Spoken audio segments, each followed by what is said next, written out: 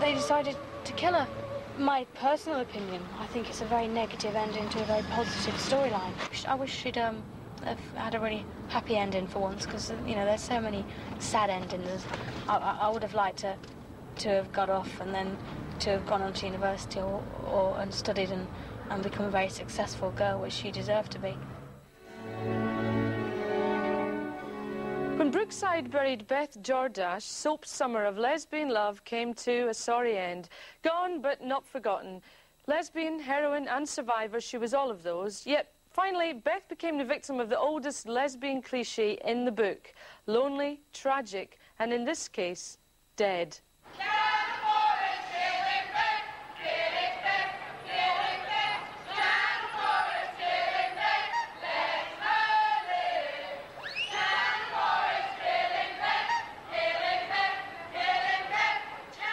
Death of Beth that's just cruel for a character that's been sort of a positive role model. For her to die, it sort of colludes with the myth that survivors can't live with their pain, that if you're strong and you fight back, it'll get you in the end.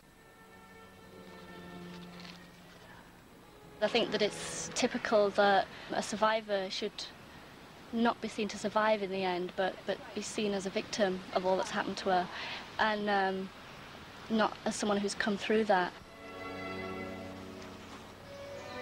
I think I'll particularly remember the kiss with her and Margaret, because I think that was a milestone, the fact that they actually did that before the watershed. That was excellent.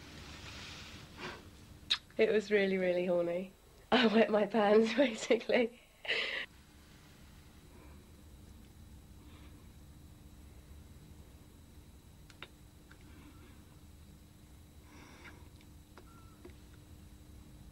There was a few people around, man, when that happened, and we all applauded.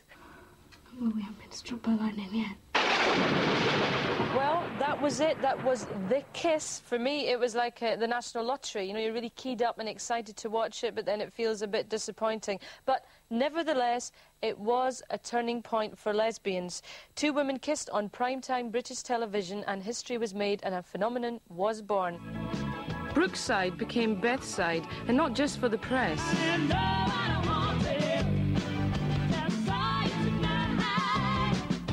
She inspired at least one lesbian pop song, dyke dissertations, a veritable T-shirt industry, and the ultimate labour of love, the compilation tape.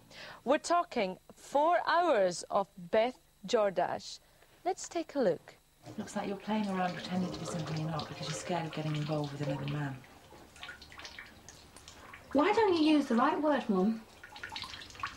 Go on, say it. Say lesbian. No. Lesbian. I won't say it because I don't believe that's what you are. The timing of this whole sort of flood of lesbian characters in soaps is due to a number of factors. The first being that lesbian chic has been proliferating in the media for what seems like ever, and so the whole discussion of lesbians generally has been in the air and people have picked up on that. I think the lesbian and gay community has made advances over the last number of years in visibility and confidence of the community, and especially amongst lesbians, so you can't really go wrong when you sell a lesbian. I'll stay if that's right with you.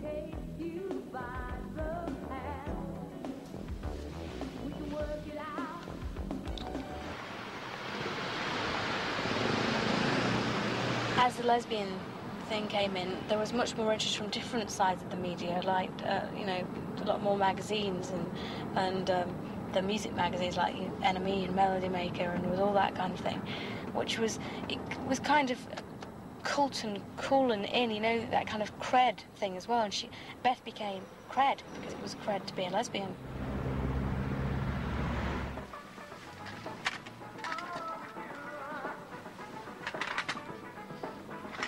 She wasn't straight away known as a lesbian. She was known as Della the hairdresser.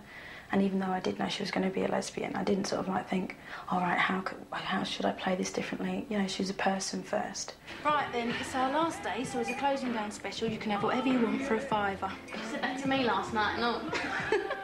At auditions for especially the Binny character, there were black, you know, girls who were auditioning for that, so it could have very well have just been a black couple. Some people don't like the idea of it, that it's a black lesbian, because they think, no, there aren't any black lesbians. But, hey, you know, wait up. I didn't realise what an effect it was going to have playing the lesbian. As this developed, the letters became more serious, and there's girls saying, I'm very, very sad, I don't know what to do, please help me.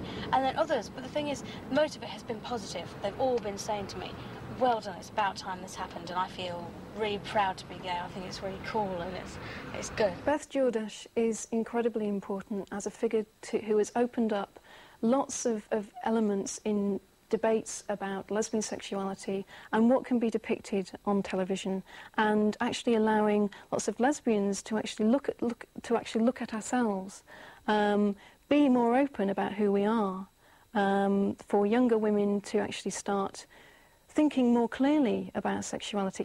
I like men. All my sort of fantasies are about men. Well, I don't really see what gender's got to do with it. I mean, people can't help who they fall in love with. I think she's a role model for young lesbians. She's just totally positive for women, really, of, you know, whether they're straight or gay, you know. Just a very positive image.